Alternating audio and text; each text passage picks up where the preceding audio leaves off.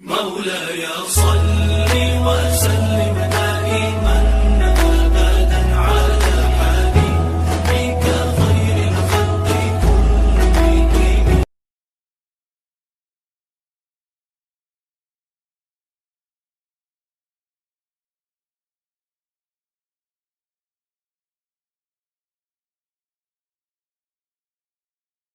صدر المدرسین شعبہ عالمیت مدرسہ دعوت الحق حضرت مولانا محمد آصف بلیابی صاحب دامت برکاتہم کو آواز دیتا ہوں کہ آپ تشریف لائیں اور اپنے قیمتی مواعظ حسنہ سے ہم سب کو مستفید فرمائیں.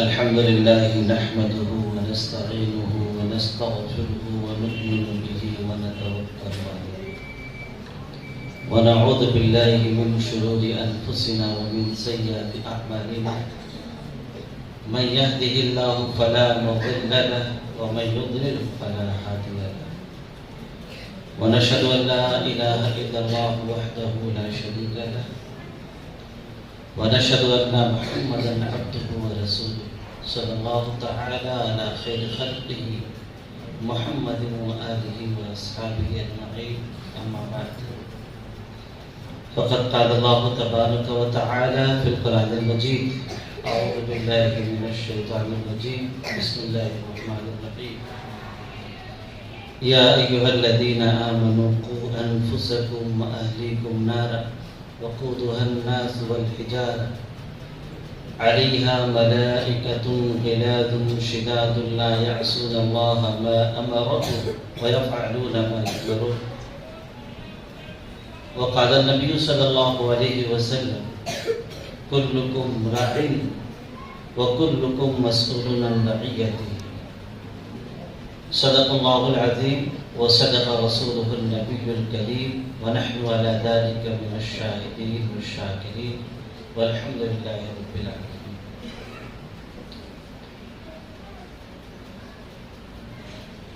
جناب صدر مجلس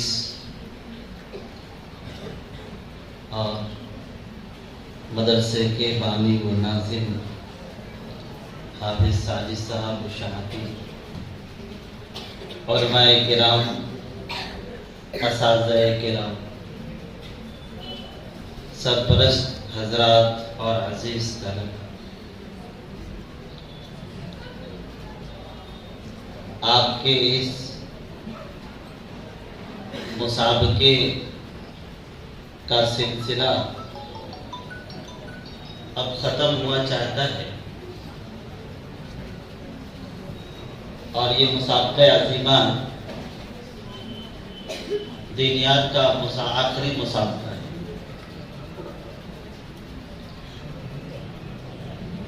آپ لوگوں نے کافی محنتیں کی اور آپ کی محنت قابل قدر ہے اور قابل ستائش ہے، اور آپ کی جرأت اور دلیری کے ساتھ جواب دینا،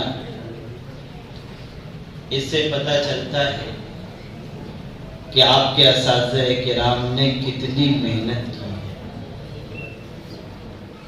اساتذہ کرام بھی قابل مبارکباد ہیں اور قابل تقلید بھی ہیں. بہرحال اللہ رب العزت نے ہمیں بے شمار انعامات سے نوازا ہے.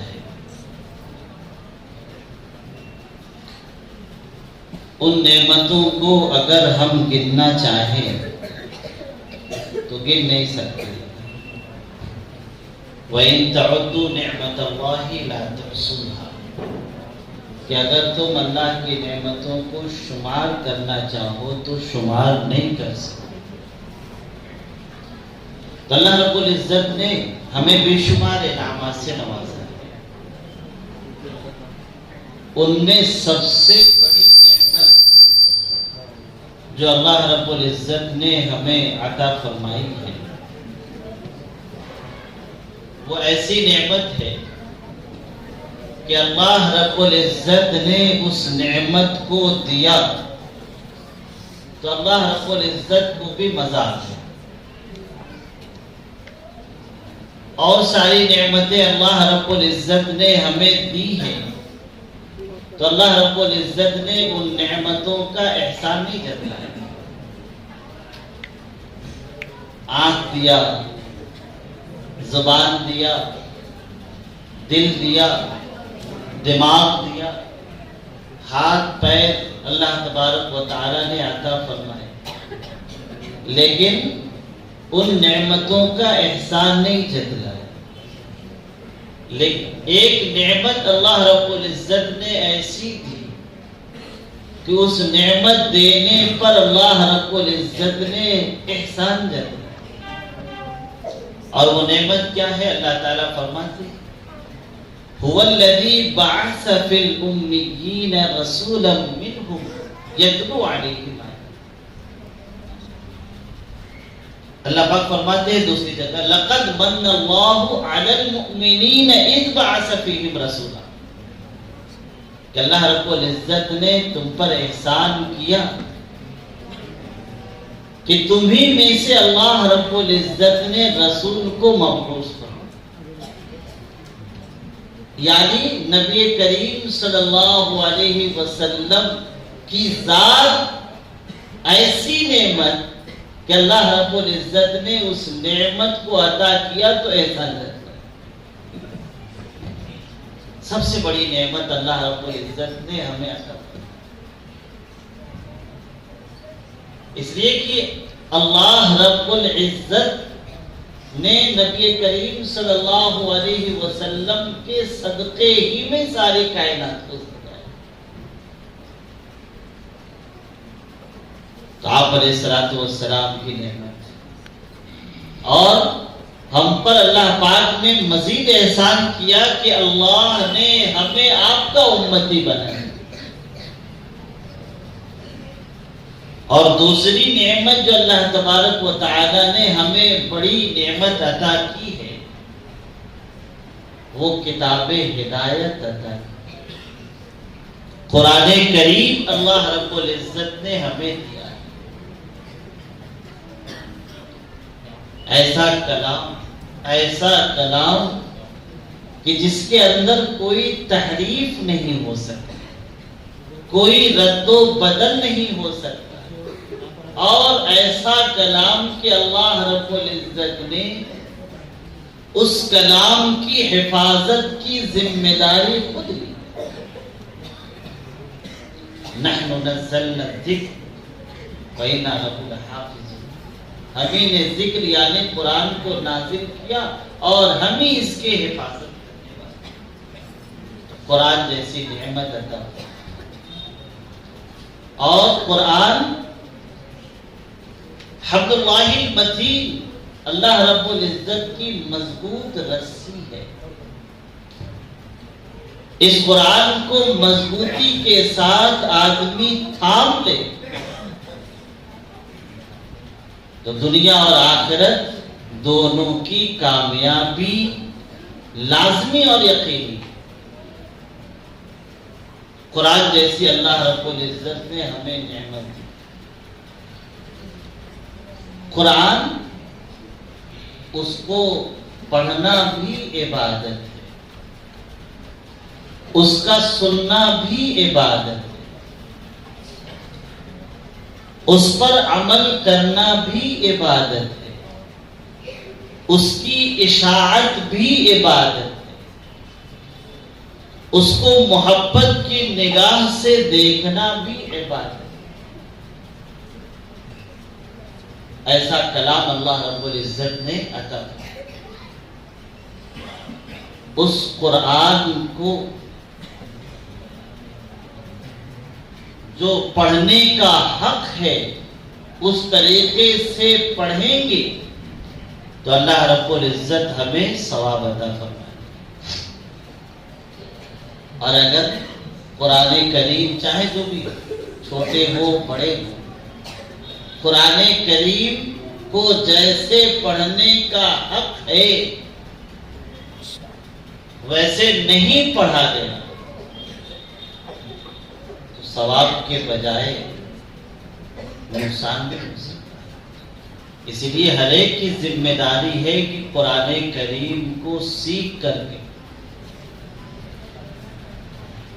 صحیح تلفظ کے ساتھ اور صحیح مخرج کے ساتھ اور حروف کی صحیح ادائیگی کے ساتھ.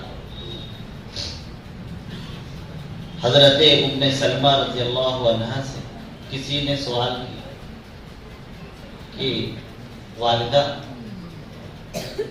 نبی کریم صلی اللہ علیہ وسلم قرآن کس طرح پڑھتے تھے؟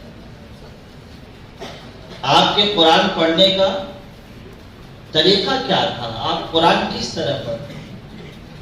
تو فرماتی ہیں حضرت ام سلمہ رضی اللہ عنہا کہ آپ علیہ السلام ایک ایک حرف کو الگ کر کے واضح طریقے سے پڑھتے، یعنی ہر حرف دوسرے حرف سے جدا ہوتا ہے. ویسے آپ علیہ السلام قرآن پڑھتے ہیں. حضرت ام سلمہ رضی اللہ عنہ نبی پاک صلی اللہ علیہ وسلم نے فرمایا من لم یتغن بالقرآن فلیس منا، جو قرآن کو خوش اسلوبی کے ساتھ، خوش الحانی کے ساتھ، حدیث کی تفسیر میں علماء فرماتے ہیں اس کے مخارج کی رعایت کے ساتھ اور اچھی آواز کے ساتھ جو قرآن نہیں پڑھتا ہے، آپ صلی اللہ علیہ وسلم فرماتے ہیں وہ ہم میں سے نہیں، یعنی ہمارے طریقے پہ نہیں. تو قرآن کو صحیح ادائیگی کے ساتھ پڑھنا ہے. اللہ کا بڑا فضل ہے، بڑا شکر ہے کہ یہ بچے صبح سے آپ کے سامنے اپنے قرآن کی تلاوت کا مظاہرہ کر رہے تھے، اور آپ نے محسوس کیا ہوگا کہ کتنے صحیح طریقے سے وہ قرآن کو پڑھ رہے تھے. تو جیسے وہ صحیح پڑھ رہے ہیں ویسے ہماری بھی ذمہ داری ہے کہ ہم صحیح پڑھیں. اگر ہمیں پڑھنے نہیں آتا ہے تو سیکھنا ہماری ذمہ داری.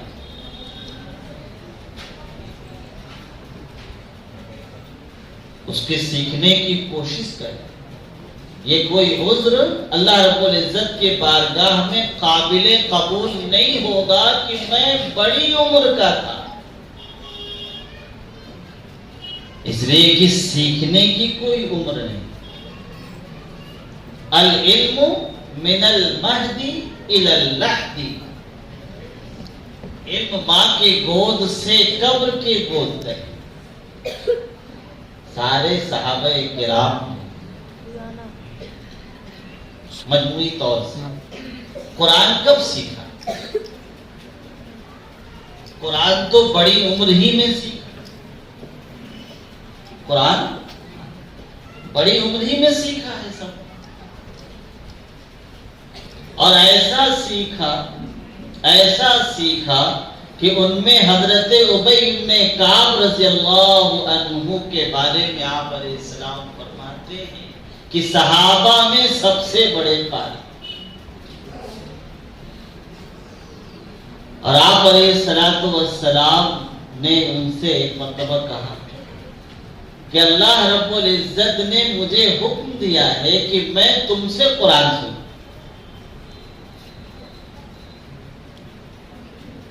کیا کروں؟ میں تم سے قرآن سنوں۔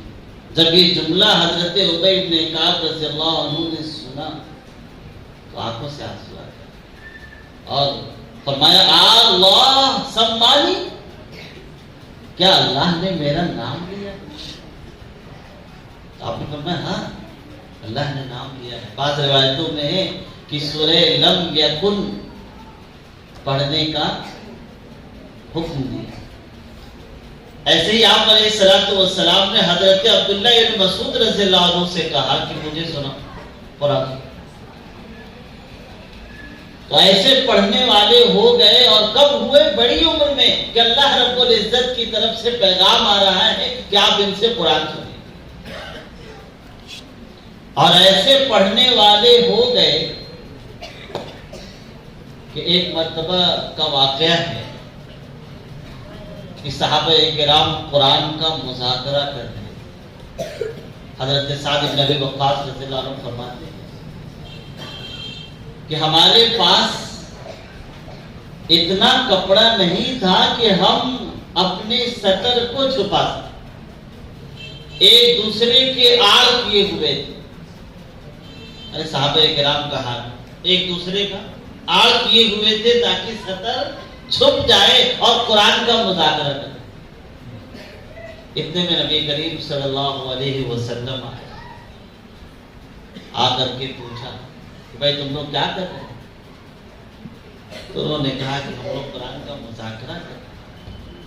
تو آپ علیہ السلام نے فرمایا کہ اللہ رب العزت کا بڑا شکر ہے، اللہ رب العزت کا، کہ میری امت میں ایسے لوگوں کو بنایا ہے جن کے ساتھ بیٹھنے کے لیے اللہ تبارک و تعالیٰ نے مجھے حکم دیا۔ اس لیے میری ہر سرپرست حضرات سے یہ گزارش ہے، درخواست ہے کہ آپ کی یہ خود کی ذمہ داری ہے کہ قرآن کو صحیح پڑھیں اور صحیح پڑھنے کی کوشش کریں، سیکھیں، جیسے ہمارے بچے سیکھ رہے ہیں۔ آپ سن کر کے میں سمجھتا ہوں کہ آپ کو بھی رشک آتا ہوگا ان بچوں کا پڑھنا گھر پر، یہاں پر یا جہاں بھی پڑھتے ہوں گے تو ان کے مخارج کے ساتھ ادائیگی کو سن کر کے رشک آتا ہوگا، کاش میں بھی ایسے ہی پڑھتا۔ تو پڑھنے والے ویسے ہو جائیں گے، شرط یہ ہے کہ محنت۔ بہرحال میں نے آپ کے سامنے قرآن کریم کی آیت تلاوت کی تھی اور ایک حدیث تلاوت کی۔ قرآن کریم میں اللہ رب العزت ارشاد فرماتے ہیں، اے ایمان والو، تم اپنے آپ کو اور اپنے گھر والوں کو جہنم کے آگ سے بچاؤ، جس کے ایندھن آگ اور جس کے ایندھن لوگ اور پتھر ہوں گے، یعنی اس آگ کو سلگایا جائے گا لوگوں سے اور پتھر سے، یعنی ان پتھروں سے جس کی پوجا کی جائے، اور اس آگ پر ایسے فرشتے مقرر کیے گئے ہیں جو سخت مزاج بھی ہیں اور سخت دل بھی، مزاج میں بھی سختی اور دل میں بھی سختی۔ اللہ جو حکم کرتے ہیں وہی کرتے ہیں، اللہ کے حکم کے خلاف نہیں کرتے ہیں۔ یعنی اگر ان کو جہنم میں سخت سے سخت سزا کا حکم دیا گیا ہے تو کسی کے رونے سے، چلانے سے، چیخنے سے، واویلا مچانے سے ان کو صبر نہیں آئے۔ تو یہ ایسے فرشتے وہاں مقرر ہیں، اس آگ سے اپنے آپ کو اور اپنے گھر والوں کو بچانا، اپنے بیوی بچوں کو بچانا ہماری ذمہ داری۔ حدیث میں نبی پاک صلی اللہ علیہ وسلم نے فرمایا کہ تم میں کا ہر ایک ذمہ دار ہے اور ہر ایک سے اس کی ذمہ داری کے متعلق سوال ہے۔ الامیر راعٍ علی رعیتہ، امیر اپنے رعایا کا رائے، آدمی الرجل راعٍ فی اہل بیتہ، آدمی اپنے گھر والوں کا ذمہ دار، ہر ایک سے اس کی ذمہ داری کے متعلق سوال ہے۔ اللہ رب العزت نے جتنی ساری نعمتیں دی ہیں ان نعمتوں میں ایک بڑی نعمت اولاد کی بھی نعمت ہے، بہت بڑی نعمت ہے، ایسی نعمت ہے کہ جسے یہ نعمت حاصل نہیں ہے آپ ان سے پوچھیں، جنہیں یہ نعمت حاصل نہیں ہے آپ ان سے پوچھیں کہ اولاد کتنی بڑی نعمت ہے۔ اللہ رب العزت نے اولاد دی ہے اور وہ نعمت ہمارے پاس امانت ہے، اس کی نگہداشت اور حفاظت ہماری ذمہ داری ہے۔ ان کی اچھی تربیت کریں، ان کو اچھی تعلیم دیں، دین کی تعلیم سے ان کو آراستہ پیراستہ کریں، قرآن کریم، شریعت اور دین کی ساری باتیں ان کو سکھائیں، بتائیں، جیسا کہ ماشاءاللہ آپ نے اپنے بچوں کو اس مدرسے کے سپرد کیا اور اساتذہ نے محنت کی اور دین اور شریعت کی جو ان کی صلاحیت تھی اس صلاحیت کے مطابق دین اور شریعت کی باتیں ان کو بتائیں۔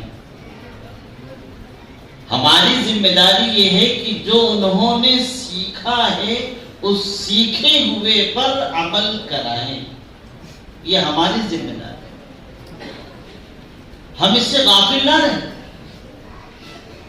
اپنے اولاد کی نگہداشت کریں۔ اگر ہم نے نگہداشت نہیں کی، ہم نے اپنی تجارت سے، اپنی ملازمت سے اور اپنی جو مشغولی ہے اسی سے سروکار رکھا اور اپنی اولاد کی نگہداشت نہیں کرے گی تو یاد رکھیے گا یہ اولاد سب سے بڑے یتیم اولاد ہے۔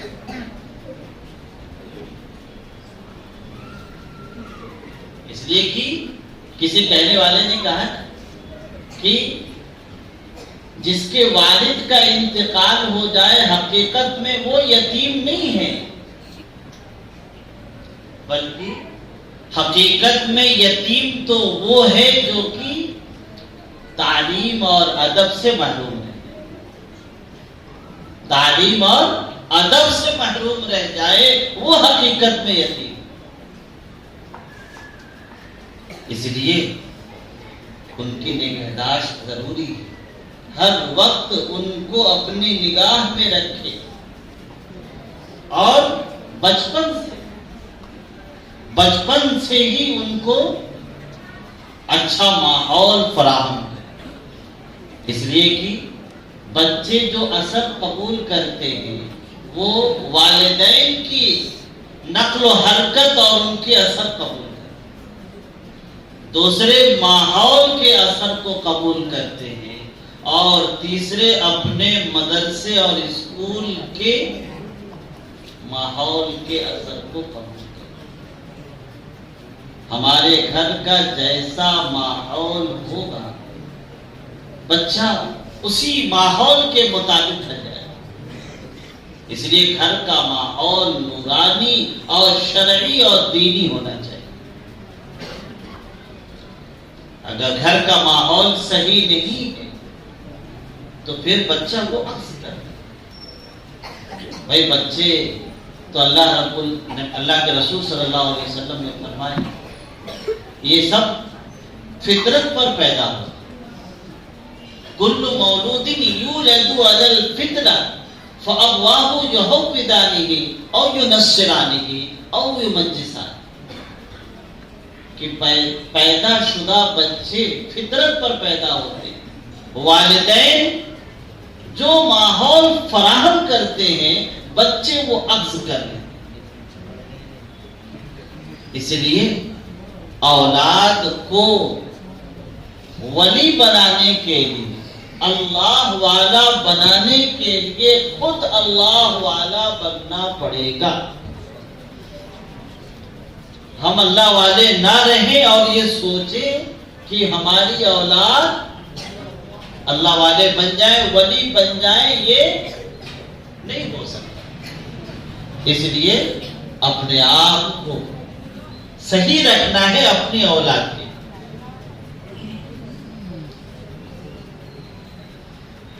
آتا ہے کہ حضرت ٹیپو سلطان رحمت اللہ علیہ، ان کی والدہ بغیر وضو کے دودھ نہیں پلاتی.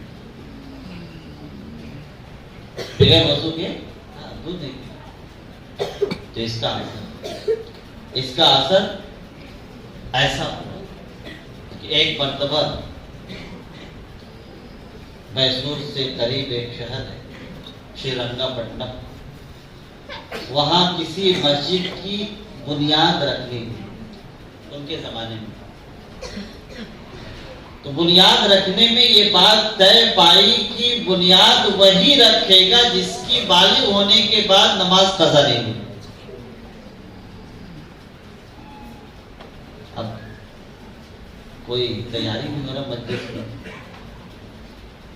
بہت مشکل کام ہے کہ بالغ ہونے کے بعد ایک بھی نماز قضا نہ ہو. جب کوئی آگے نہیں بڑھا تو ٹیپو سلطان رحمت اللہ علیہ آگے بڑھے اور کہا آج میرا حال واضح ہو گیا، بلوغ کے بعد کبھی میری نماز قضا نہیں. وقت کے بادشاہ حاکم، یہ ماں کی باوضو دودھ پلانے کا نتیجہ. تو اگر ہماری مائیں ایسی ہو جائیں کہ باوضو، اگر یہ نہیں ہو سکتا تو کھانا تیار کرتے ہوئے ذکر کے ساتھ کھانا تیار، ذکر زبان پر جاری ہے. تو ذکر کی برکت سے اللہ رب العزت اولاد میں صالحیت پیدا کرتی. محنت کرنی پڑتی ہے. نیک صالح اولاد حاصل کرنے کے لیے محنت کرنی پڑتی.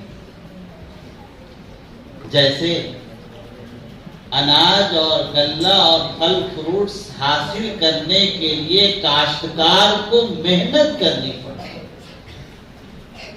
دن رات ایک کرنا پڑتا. کتنی محنت کرتا ہے کاشتکار تو جا کر کے وہ غلہ، پھل فروٹس یا جو بھی پیداوار ہے وہ حاصل کر. خاردار جھاڑیوں کے لیے بتائیے کچھ محنت کرنی پڑتی. خاردار جھاڑیاں ہیں، ان خاردار جھاڑیوں کے لیے کچھ محنت نہیں کرنی پڑتی، وہ خود سے اگاتے. تو ایسے ہی نیک صالح اولاد حاصل کرنے کے لیے محنت کرنی پڑے گی. اور برے اولاد تو آپ محنت چھوڑ دیں، خود حاصل کریں.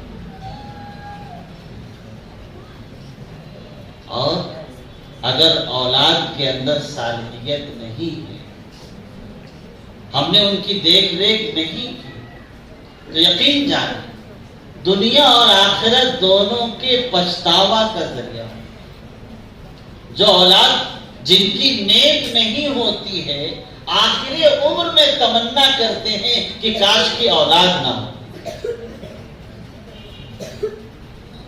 یہ تمنا ہے، ان کی وجہ سے سر اٹھا کر کے چلنا مشکل ہوتا ہے اولاد کی برائی کی وجہ سے.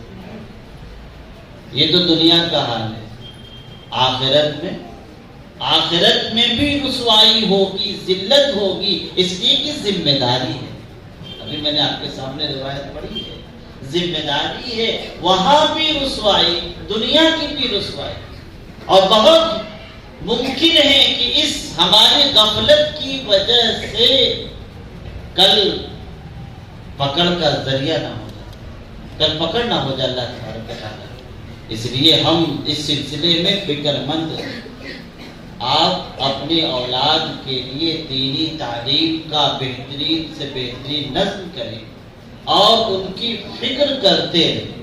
اب مدرسے والوں نے محنت کر کے، اساتذہ نے محنت کر کے ہمیں بنا کر کے دے دیا، ہماری ذمہ داری ہے کہ اس کو باقی رکھیں،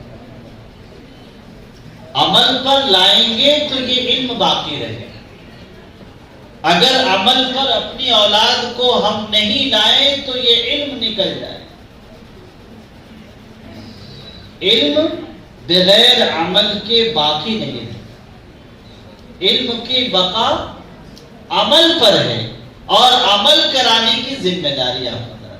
آگے چھٹی بھی لگے گی، چھٹی بھی لگ جائے گی تو 2 مہینہ قریب چھٹی لگ جائے گی، خاص طور سے اس میں نگہداشت اور ان کی دیکھ ریکھ، جیسے اساتذہ ان کے نماز کی ڈائری چیک کرتے تھے ویسے اب تو اساتذہ آئیں گے نہیں، ہماری ذمہ داری بنتی ہے کہ روزانہ ہم ان کے نماز کی ڈائری چیک کریں، نماز پڑھ رہے کہ نہیں، وضع قطع ان کا چیک کریں، رہن سہن چیک کریں، یہ ہماری ذمہ داری ہے، بے خبر نہ ہو۔